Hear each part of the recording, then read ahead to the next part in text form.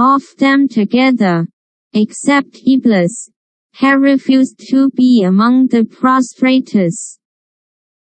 Allah said, O Iblis, what is your reason for not being among the prostrators?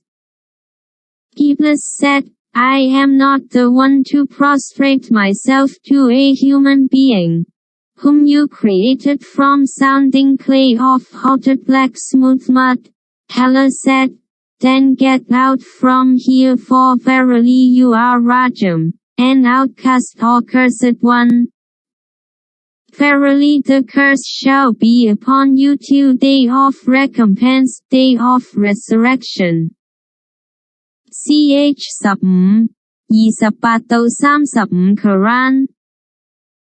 In another surah Almighty Allah recounted it thus.